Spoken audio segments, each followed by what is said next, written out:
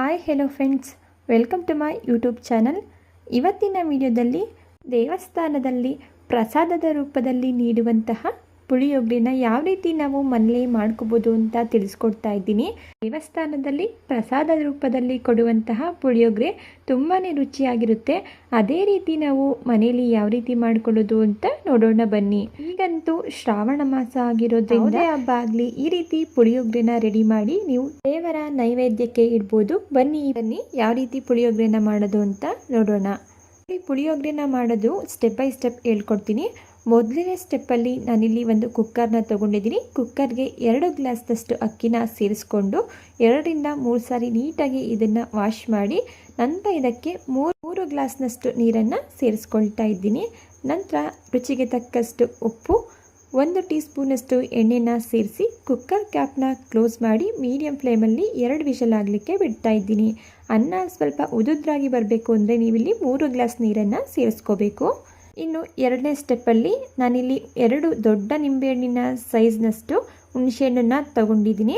ಈಗ ಇದಕ್ಕೆ 1 ಕಪ್ನಷ್ಟು ಬಿಸಿ ನೀರನ್ನು ಸೇರಿಸ್ತಾ ಇದ್ದೀನಿ. 100 ಗ್ರಾಮ್ನಷ್ಟು ಹುಣಸೆಹಣ್ಣನ್ನು ನಾನಿಲ್ಲಿ ತಗೊಂಡಿದ್ದೀನಿ. ಬಿಸಿ ನೀರನ್ನು ಸೇರಿಸೋದ್ರಿಂದ ಹುಣಸೆಹಣ್ಣು ಬೇಗ ನೆನೆಯುತ್ತೆ.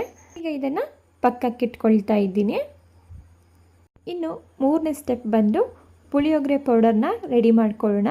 ಪುಳಿಯೋಗರೆ ಪೌಡರ್ನ ಮಾಡಲಿಕ್ಕೆ ಒಂದು ಪ್ಯಾನ್ ಇಟ್ಕೊಂಡು ಪ್ಯಾನ್ ಬಿಸಿಯಾಗಿದ ನಂತರ ಇದಕ್ಕೆ 2 ಟೀ ಸ್ಪೂನಷ್ಟು ಮೆಣಸು, 2 ಟೀ ಸ್ಪೂನಷ್ಟು ಮೆಂತ್ಯ, 2 ಟೀ ಸ್ಪೂನಷ್ಟು ಜೀರಿಗೆ, 1 ಟೀ ಸ್ಪೂನಷ್ಟು ಸಾಸಿವೆ, 4 ಟೀ ಸ್ಪೂನಷ್ಟು ಕೊತ್ತಂಬರಿ ಬೀಜನ ಸೇರಿಸ್ಕೊಂಡು ಇದ್ರ ಜೊತೆಗೆ 1 ಟೀ ಸ್ಪೂನಷ್ಟು ಎಣ್ಣೆನ ಸೇರಿಸ್ಕೊಂಡು ಗಮ್ಮಂತ ಆರೋಮ ಬರೋವರೆಗೂ ಲೋ ಫ್ಲೇಮಲ್ಲಿಯೇ ಇದನ್ನು ಫ್ರೈ ಮಾಡ್ಕೊಳ್ತಾ ಇದ್ದೀನಿ. ನಾವಿಲ್ಲಿ ಸೇರಿಸ್ಕೊಂಡಿರುವಂತಹ ಪದಾರ್ಥಗಳನ್ನ ಅರ್ಧದಷ್ಟು ಫ್ರೈ ಮಾಡಿದ ನಂತರ ಇದಕ್ಕೆ ಸ್ವಲ್ಪ ಕರಿಬೇವಿನ ಸೊಪ್ಪು ಹಾಗೆ 3 ಒಣಮೆಣಸಿನ್ಕಾಯಿನ ಸೇರಿಸ್ಕೊಂಡು ಲೋ ಫ್ಲೇಮಲ್ಲಿಯೇ ಫ್ರೈ ಮಾಡ್ಕೊಳ್ತಾ ಇದ್ದೀನಿ. ಈಗ ಇದು ಆಗಿದೆ, ಗಮ್ಮಂತ ಕೂಡ ಆರೋಮ ಕೂಡ ಬರ್ತಿದೆ. ಈಗ ಗ್ಯಾಸ್ ಸ್ಟವ್ನ ಆಫ್ ಮಾಡಿಕೊಂಡು ಇದು ತಣ್ಣಗಾಗಿದ ನಂತರ ಒಂದು ಮಿಕ್ಸರ್ ಜಾರ್ಗೆ ಸೇರಿಸಿ ಇದನ್ನು ಪೌಡರ್ ಮಾಡ್ಕೊಳ್ತಾ ಇದ್ದೀನಿ. ತುಂಬ ನೈಸಾಗಿ ಪೌಡರ್ ಮಾಡ್ಕೊಳ್ಳೋ ಅವಶ್ಯಕತೆ ಇಲ್ಲ.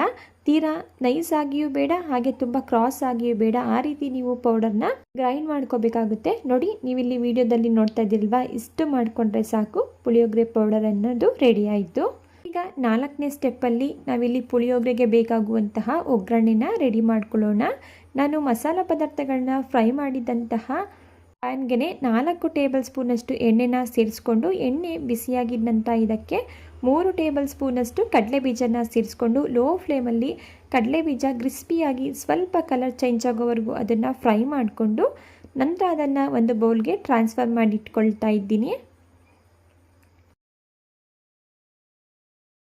ನಂತರ ಉಳಿದಿರುವಂತಹ ಎಣ್ಣೆಗೆ 1 ಟೇಬಲ್ ಸ್ಪೂನಷ್ಟು ಕಡಲೆಬೇಳೆ, 1 ಟೇಬಲ್ ಸ್ಪೂನಷ್ಟು ಉದ್ದಿನಬೇಳೆ, 10 ಪೀಸಸ್ನಷ್ಟು ಗೋಡಂಬಿನ ಸೇರಿಸ್ಕೊಂಡು ಲೋ ಫ್ಲೇಮಲ್ಲಿಯೇ ಗೋಡಂಬಿ, ಉದ್ದಿನಬೇಳೆ ಹಾಗೂ ಕಡಲೆಬೇಳೆ ಕಲರ್ ಚೇಂಜ್ ಆಗೋವರೆಗೂ ಇದನ್ನು ಫ್ರೈ ಮಾಡ್ಕೊಳ್ತಾ ಇದ್ದೀನಿ.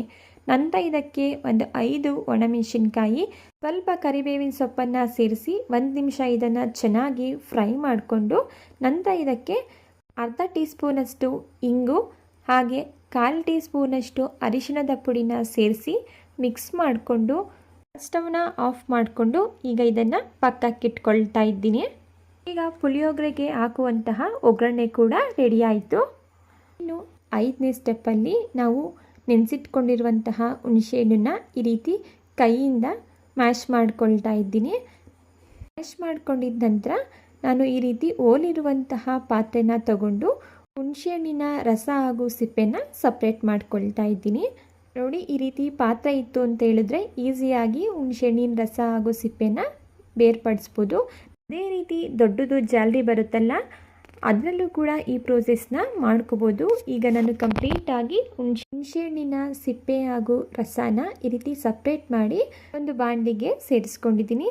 ನೋಡಿ, ಜಾಸ್ತಿ ನೀರನ್ನು ಸೇರಿಸ್ಕೊಳ್ಳೋದಕ್ಕೆ ಹೋಗ್ಬಿಡಿ. ಈ ಥಿಕ್ನೆಸ್ಸಲ್ಲಿ ನಾವು ಹುಣಸೆಹಣ್ಣಿನ ರಸನ ರೆಡಿ ಮಾಡ್ಕೋಬೇಕಾಗುತ್ತೆ. ನಂತರ ಇದಕ್ಕೆ ರುಚಿಗೆ ತಕ್ಕಷ್ಟು ಉಪ್ಪು, 1 ಟೀ ಸ್ಪೂನಷ್ಟು ಬೆಲ್ಲ, 4 ಹಸಿಮೆಣಸಿನ್ಕಾಯಿ, 1/4 ಟೀ ಸ್ಪೂನಷ್ಟು ಅರಿಶಿಣದ ಪುಡಿ, ಸ್ವಲ್ಪ ಇಂಗು, ಇದ್ರ ಜೊತೆಗೆ 1 ಟೀ ಸ್ಪೂನಷ್ಟು ಎಣ್ಣೆನ ಸೇರಿಸ್ಕೊಂಡು ನಂತರ ಗ್ಯಾಸ್ ಸ್ಟವ್ನ ಆನ್ ಮಾಡಿ ಇದನ್ನು ಗ್ಯಾಸ್ ಸ್ಟವ್ ಮೇಲೆ ಇಟ್ಕೊಳ್ತಾ ಇದ್ದೀನಿ. ನಂತರ ಇದನ್ನು ಮಿಕ್ಸ್ ಮಾಡಿಕೊಂಡು ಇದರಲ್ಲಿರುವಂತಹ ನೀರಂಶ ಎಲ್ಲ ಡ್ರೈ ಆಗಿ ಹುಣಸೆಹಣ್ಣಿನ ಗೊಜ್ಜು ಗಟ್ಟಿಯಾಗಬೇಕು. ಅಲ್ಲಿವರೆಗೂ ಇದನ್ನು ಚೆನ್ನಾಗಿ ಮೀಡಿಯಂ ಫ್ಲೇಮಲ್ಲಿ ಕುದಿಸ್ಕೊಳ್ಳೋಣ. ಈಗ ನೀವೇ ಇಲ್ಲಿ ನೋಡ್ತಾ ಇರ್ಬೋದು, ಹುಣಸೆಹಣ್ಣಿನ ರಸದಲ್ಲಿರುವಂತಹ ನೀರೆಲ್ಲ ಡ್ರೈ ಆಗಿ ಗಟ್ಟಿಯಾಗಿದೆ. ಈಗ ನಾವು ಇದರಲ್ಲಿ ಸೇರಿಸಿರುವಂತಹ ಎಣ್ಣೆ ಕೂಡ ಬಿಟ್ಕೊಂಡಿದೆ. ಈ ಟೈಮಲ್ಲಿ ನಾವು ಗ್ರೈಂಡ್ ಮಾಡಿ ಇಟ್ಕೊಂಡಿರುವಂತಹ ಪುಳಿಯೋಗರೆ ಪೌಡರ್ನ ಸೇರಿಸ್ಕೊಂಡು ಮಿಕ್ಸ್ ಮಾಡ್ಕೊಳ್ತಾ ಇದ್ದೀನಿ.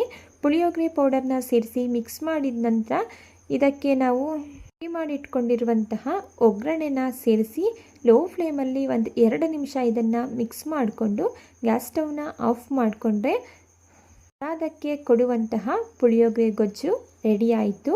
ಈಗ ಗ್ಯಾಸ್ ಸ್ಟವ್ನ ಆಫ್ ಮಾಡಿಕೊಂಡು ಇದನ್ನು ಪಕ್ಕಕ್ಕೆ ಇಟ್ಕೊಳ್ಳೋಣ. 6ನೇ ಸ್ಟೆಪ್ಪಲ್ಲಿ ನಾವು ಪುಳಿಯೋಗರೆನ ಮಿಕ್ಸ್ ಮಾಡ್ಕೊಳ್ಳೋಣ. ಈಗ ಈ ಕಡೆ ರೈಸ್ ಕೂಡ ರೆಡಿ ಆಯಿತು. ಈ ರೈಸ್ನ ಈ ರೀತಿ ಒಮ್ಮೆ ತಿರುಗಿಸ್ಕೊಂಡು ನಂತರ ನಾನಿಲ್ಲಿ ಈ ರೀತಿ ಅಗಲವಾಗಿರುವಂತಹ ಪ್ಲೇಟಲ್ಲಿ ರೈಸನ್ನು ಸೇರಿಸ್ಕೊಳ್ತಾ ಇದ್ದೀನಿ. ರೈಸ್ ಸ್ವಲ್ಪ ತಣ್ಣಗಾಗಿದ ನಂತರ ಇದಕ್ಕೆ ಸ್ವಲ್ಪ ಕರಿಬೇವಿನ ಸೊಪ್ಪು ಹಾಗೆ 2 ಟೀ ಸ್ಪೂನಷ್ಟು ಎಣ್ಣೆನ ಸೇರಿಸಿ ರೈಸ್ ಜೊತೆ ಚೆನ್ನಾಗಿ ಮಿಕ್ಸ್ ಮಾಡ್ಕೊಳ್ಳೋಣ. ಹಸಿ ಕರಿಬೇವಿನ ಸೊಪ್ಪನ್ನು ಸೇರಿಸ್ಕೊಳ್ಳೋದ್ರಿಂದ ಪುಳಿಯೋಗರೆಗೆ ಒಂದು ಒಳ್ಳೆ ಆರೋಮ ಬರುತ್ತೆ. ಹಾಗೆ ಎಣ್ಣೆನ ಸೇರಿಸಿ ಮಿಕ್ಸ್ ಮಾಡ್ಕೊಳ್ಳೋದ್ರಿಂದ ರೈಸ್ ಒಂದಕ್ಕೊಂದು ಅಂಟ್ಕೊಳ್ಳೋದಿಲ್ಲ. ನೋಡಿ, ಈಗ ರೈಸ್ ಹಾಗೂ ಕರಿಬೇವಿನ ಸೊಪ್ಪನ್ನು ಸೇರಿಸಿ ಮಿಕ್ಸ್ ಮಾಡ್ಕೊಂಡಿದ್ದೀನಿ. ನಂತರ ಇದಕ್ಕೆ ನಾವು ರೆಡಿ ಮಾಡಿ ಇಟ್ಕೊಂಡಿರುವಂತಹ ಪುಳಿಯೋಗರೆ ಗೊಜ್ಜನ್ನು ಸೇರಿಸಿ ರೈಸ್ ಜೊತೆ ಚೆನ್ನಾಗಿ ಹೊಂದ್ಕೊಳ್ಳೋ ರೀತಿ ಮಿಕ್ಸ್ ಮಾಡ್ಕೊಳ್ಳೋಣ. ಪುಳಿಯೋಗರೆ ಗೊಜ್ಜನ್ನ ನಿಮ್ಮ ರುಚಿಗೆ ತಕ್ಕಷ್ಟು ಸಹ ಸೇರಿಸ್ಕೊಂಡು ಮಿಕ್ಸ್ ಮಾಡ್ಕೋಬೋದು. ಇದ್ರ ಜೊತೆಗೆ ನಾವು ಫ್ರೈ ಮಾಡಿ ಇಟ್ಕೊಂಡಿರುವಂತಹ ಕಡಲೆ ಬೀಜನೂ ಸಹ ಸೇರಿಸಿ ಕೈಯಿಂದ ಒಮ್ಮೆ ನೀಟಾಗಿ ಇದನ್ನು ಮಿಕ್ಸ್ ಮಾಡಿಕೊಂಡು ಅರೇಂಜ್ ಮಾಡ್ಕೊತಾ ಇದ್ದೀನಿ. ಟೆಂಪಲ್ನಲ್ಲಿ ಸಿಗುವಂತಹ ಪುಳಿಯೋಗರೆ ತುಂಬಾ ರುಚಿಯಾಗಿ ಅದ್ಭುತವಾಗಿ ರೆಡಿ ಆಯಿತು. ಫ್ರೆಂಡ್ಸ್, ಯಾವುದೇ ಹಬ್ಬ ಬರಲಿ ದೇವರ ನೈವೇದ್ಯಕ್ಕೆ ಒಂದು ಸಾರಿ ಈ ರೆಸಿಪಿನ ಟ್ರೈ ಮಾಡಿ ನೋಡಿ. ಇವತ್ತಿನ ಟೆಂಪಲ್ ಸ್ಟೈಲ್ ಪುಳಿಯೋಗರೆ ವಿಡಿಯೋ ನಿಮಗೆ ಇಷ್ಟ ಆಗಿದ್ದರೆ ದಯವಿಟ್ಟು ವಿಡಿಯೋಗೆ ಲೈಕ್ ಮಾಡಿ ಹಾಗೂ ಚಾನಲ್ನ ಸಬ್ಸ್ಕ್ರೈಬ್ ಮಾಡಿಕೊಂಡು ಚಾನಲ್ಗೆ ಸಪೋರ್ಟ್ ಮಾಡೋದನ್ನು ಮರಿಬೇಡಿ.